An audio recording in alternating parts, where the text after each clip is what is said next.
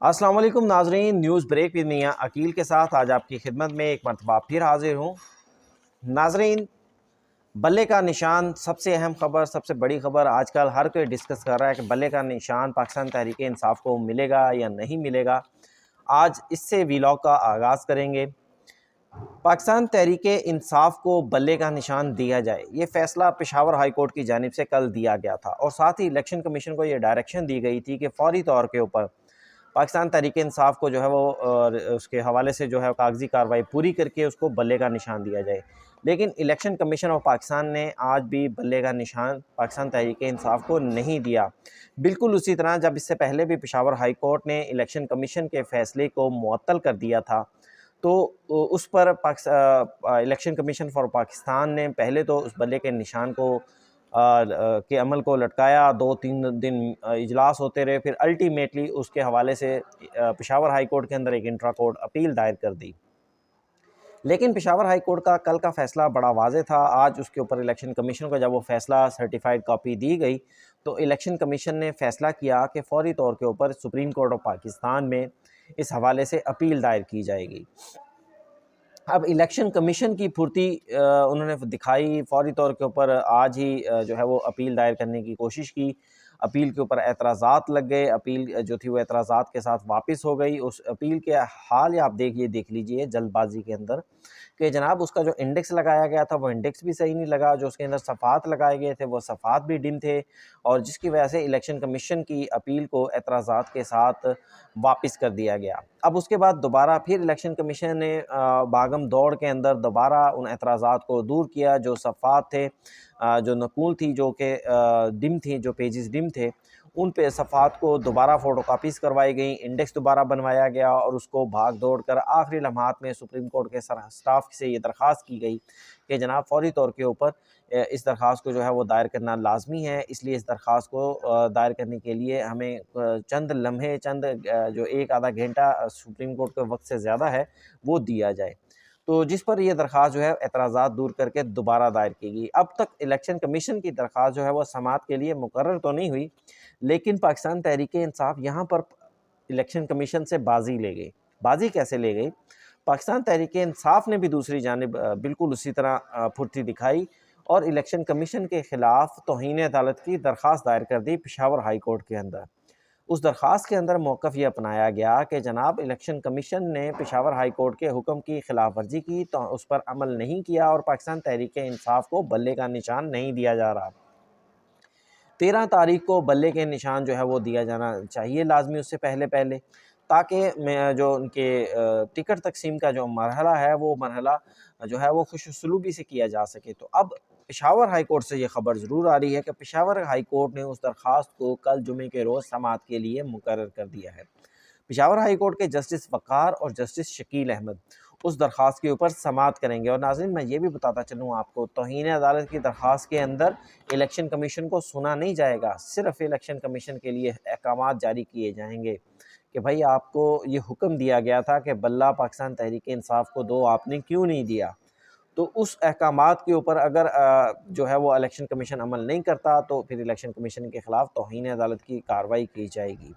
अब देखना यह है कि कल पेशावर हाई कोर्ट क्या हुक्म देती है, लेकिन मैं आपको बताता चलूँ कि पेशावर हाई कोर्ट ने जो फ़ैसला दिया था बड़े वाज़ेह है। इलेक्शन कमीशन के लिए पेशावर हाई कोर्ट से बचना मुमकिन नहीं है। हाँ, सुप्रीम कोर्ट ऑफ पाकिस्तान में भी दूसरी जानिब इलेक्शन कमीशन जो है वो फुल एक्टिव है। कोशिश की जा रही है कि सुप्रीम कोर्ट में दरख्वास्त दायर करके उसे नंबर लगवा कर उसे समाअत के लिए मुकर्रर करवा दिया जाए।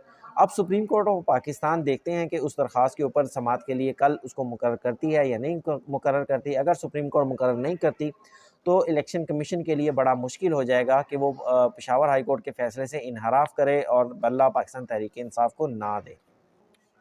अब नाज़रीन, इसके बाद आते हैं दूसरी बड़ी ख़बर सुप्रीम कोर्ट ऑफ पाकिस्तान से।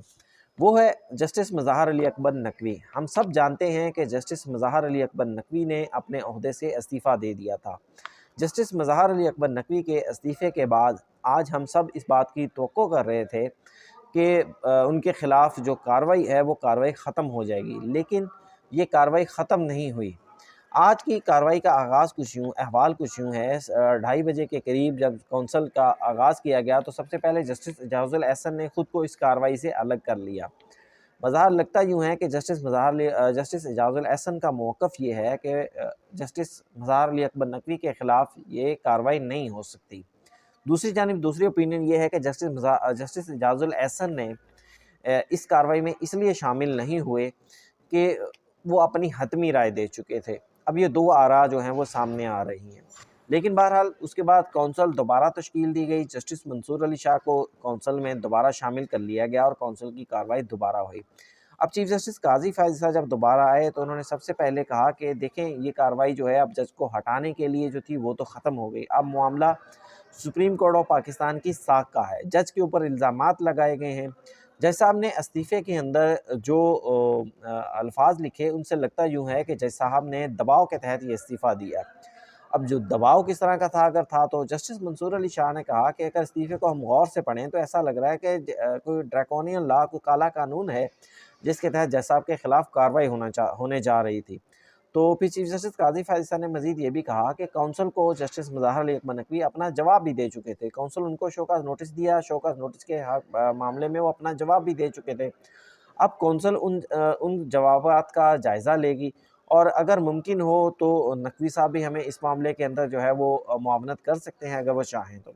फिर अदालत ने यह भी इस्तफ़सार किया कि क्या उनके वकील ख्वाजा हारिस कौंसल कार्रवाई में शरीक हैं, तो अदालत को बताया गया कि वो आज नहीं आए और ना ही नकवी साहब की जानिब से कोई आया है। तो जिस पर चीफ जस्टिस पाकिस्तान ने कहा कि मुमकिन है जो दरख्वास्तें दायर की गई वो गलत हैं और उन्होंने इन इल्ज़ामात के तहत अपने दबाव में आकर इस्तीफ़ा दे दिया हो, ऐसे में इदारे की रेपुटेशन को नुकसान पहुंचेगा। यकीनी तौर पर जज को हटाने का असूल जो है वो कार्रवाई जो थी वो तो ख़त्म हो गई, लेकिन और ये भी हो सकता था कि कौंसल आज कार्रवाई मुकम्मल करती और सदर मुमलिकत को रिपोर्ट भिजवा देती। जज साहब ने इसलिए जो है वो इस्तीफ़ा दे दिया हो। फिर इस्तीफ़ा देना उनका ज़ाती अमल है। मिसकंडक्ट जो है वो पब्लिक ऑफिस के ऊपर रहकर वो जो है वो गैर मामूली सूरत हाल है। अब इस फ़ैसले का मतलब ये नहीं कि हम अपनी कार्रवाई ख़त्म कर दें। फिर चीफ साहब ने जस्टिस मंसूर अली शाह ने कहा कि कौंसल कार्रवाई जज को हटाने या ना हटाने के लिए तो अब नहीं रही। क्या इस्तीफ़े का जो अमल है उससे कौंसल कार्रवाई मुतासिर होगी या नहीं होगी, इस सवाल का जायज़ा भी लेंगे। इस्तीफ़े में कहा गया कि बतौर जज रहना अब उनके लिए मुमकिन नहीं। इसका मतलब है कि फेयर ट्रायल का पर भी सवाल उठा दिया गया। इसके बाद चीफ जस्टिस काजी फ़ायज़ ने कहा कि जस्टिस एजाज़ुल एहसन ने भी इस मामले में एक नोट लिखा है और उस नोट के अंदर कहा गया है कि जो रवायात थी उनकी पासदारी नहीं की जा रही। अब चीफ जस्टिस साहब ने मज़ीद इसके हवाले से बताया कि भाई आज की जो हमने तारीख़ रखी, ये जज साहब के कहने पर रखी। पहले एक शोकाज़ नोटिस दिया गया, फिर दूसरा शोकाज़ नोटिस दिया गया। दूसरे शोकाज़ नोटिस के जवाब के लिए जज साहब को मुनासिब वक्त दे दिया गया। अदालत में कार्रवाई चैलेंज करने के लिए उन्हें मोहलत दे दी गई। फिर उन्होंने ये भी कहा कि साबका जज साहब नकवी साहब की जानिब से खुद कार्रवाई को ख़त्म करने के हवाले से खतूत लिखे गए थे। ये मामला तो साबका चीफ जस्टिस उमरताब बंदयाल के दौर में शुरू हुआ था। फिर चीफ जस्टिस साहब ने ये भी कहा कि जस्टिस सरदार तारिक एक काउंसिल के रुकन ने अपनी राय भी दी है कि जनाब ये इल्ज़ामात बड़े संगीन हैं, इनके ऊपर कार्रवाई होनी चाहिए। तमाम शिकायत जो थी इनको 3 माह गुजर गए। फिर ये भी कहा कि हमने ना उनकी तनख्वाह रोकी, ना उनको काम से रोका। हम तो खुद हम तो इस बात को महसूस कर रहे हैं कि जज साहब को इल्ज़ामात से निकलने की ज़रूरत है। ये तारीख़ जो है वो जज साहब की दरख्वास्त के ऊपर दी गई। आज की तारीख़ का बात कर रहे थे। अब उन्होंने कहा कि 2 सूरत हाल हैं, या तो हम इन तमाम सवालात को खुला छोड़ दें या फिर हम जो है कार्रवाई को आगे बढ़ाएँ, और काउंसिल ने कार्रवाई आगे बढ़ाने का फ़ैसला किया। फिर साथ ही ये भी कहा गया कि क्योंकि ये फ़ौजदारी कार्रवाई नहीं है, इसलिए ज़रूरी नहीं कि जज साहब इस काउंसिल के कार्रवाई के अंदर लाज़मी शामिल हों। अगर वो चाहें तो हम उनको जो है वो शामिल करने के ऊपर एतराज़ कोई नहीं है। जस्टिस मंसूर अली शाह ने मशवरा दिया कि जनाब जज साहब को लाज़मी शामिल किया जाना चाहिए, काउंसिल की कार्रवाई कल तक के लिए मुलतवी कर दी जाए। फिर चीफ साहब ने कहा कि ये लम्हा आवाम के पैसों से है। इल्ज़ामात से बरियत जज की साख के लिए भी ज़रूरी हैं और सुप्रीम कोर्ट ऑफ पाकिस्तान के लिए भी ज़रूरी। अगर इल्ज़ामात साबित ना हुए तो दरख्वास्त गुज़ारों के ख़िलाफ़ कार्रवाई होगी। अब इस मामले के ऊपर जितने दरख्वास्त गुज़ार वहाँ पर सुप्रीम काउंसिल के अंदर मौजूद थे, जिसमें पाकिस्तान बार काउंसिल के नुमाइंदे भी थे और दूसरी जानिब वकील दाऊद साहब भी थे। उन तमाम ने कहा कि जनाब हम इस सूरत हाल को फ़ेस करने के लिए तैयार हैं, हम अपने इल्ज़ामात पर खड़े हैं। जिसके बाद अटॉर्नी जनरल ऑफ पाकिस्तान ने एक शेरबानो केस का हवाला दिया और कहा आफिया शेरबानो केस के अंदर सुप्रीम कोर्ट ने ये करार दिया था कि जज साहब के जब नहीं रहेंगे तो उनके खिलाफ कार्रवाई भी नहीं हो सकती। वहाँ पर जस्टिस हुआ कुछ यूँ था कि साबका चीफ जस्टिस साकिब निसार के हवाले से आफिया शेर बानो ने एक दरख्वास्त गुजार थी। उन्होंने दरख्वास्त दी थी कि उनके खिलाफ कार्रवाई की जाए, लेकिन जस्टिस मुनीब अख्तर और जस्टिस इजाजुल अहसन पर मुश्तमिल 2 रुकनी बेंच ने इस मुकदमे को सुना था। जस्टिस मुनीब अख्तर ने फैसला दिया था और ये कहा था कि क्योंकि वो जज साहब नहीं रहे तो रूल्स के मुताबिक उनके खिलाफ कार्रवाई नहीं हो सकती। अब उनके खिलाफ कार्रवाई नहीं हो सकती। चीफ जस्टिस साहब ने इस फैसले का हवाला तो ज़रूर सुना, लेकिन साथ ये भी कह दिया कि वो रिटायर्ड हो गए थे। यहाँ पर मामला मुख्तलिफ है। यहाँ पर हम कार्रवाई का आगाज़ कर चुके हैं, शोकॉज़ नोटिस दिया जा चुका है, गवाहान को बुलाया जा चुका है। इसलिए कौंसल ने जस्टिस नकवी के इस्तीफ़े के बाद आज की जो कार्रवाई ख़त्म करने का मामला था उसको रद्द कर दिया और केस को कौंसल की कार्रवाई को कल तक के लिए मुलतवी कर दिया और साथ ही जस्टिस मज़ार अली अकबर नकवी को इतलाह के लिए नोटिस भी दे दिया कि भाई अगर आप पार्टी बनना चाहते हैं तो आप ज़रूर बने। हाँ, जस्टिस सरदार तारिक साहब ने एक अहम ऑब्जर्वेशन दी। उन्होंने कहा कि जो सुप्रीम कोर्ट का फैसला है वो हमारे ऊपर लागू नहीं होता, तो मेरे ख्याल से वहाँ पर फिर चीफ साहब ने उनको समझाया कि बस करो जज साहब, इत्थे ना जाओ, मामला गड़बड़ हो जाएंगे। अच्छा, अब हुआ यूँ कि सुप्रीम काउंसिल ने अपनी कार्रवाई कल के लिए मुलतवी कर दी। जस्टिस नकवी को नोटिस जारी कर दिया, वो चाहें तो कौंसल कार्रवाई का हिस्सा बन सकते हैं और दूसरी जानिब काउंसिल ने जो गवाहान आज तलब किए हुए थे उन्हें भी कल दोबारा गवाहियों के लिए तलब कर लिया। अब ये मामला मंतकी अंजाम तक पहुँचेगा। ये नाज़रीन तारीख इस हवाले से बड़ी वाज़ेह है कि कभी भी किसी जज की रिटायरमेंट के बाद उसके खिलाफ कार्रवाई नहीं की गई, तो ये आज तारीखी जो है वो कौंसल की कार्रवाई होगी कि जज के जाने के बाद भी उसके खिलाफ कार्रवाई हो सकती है। ये प्रेसिडेंट सेट होने जा रही है। ये था नाज़रीन आज का वीलॉग कैसा लगा मुझे ज़रूर बताइएगा।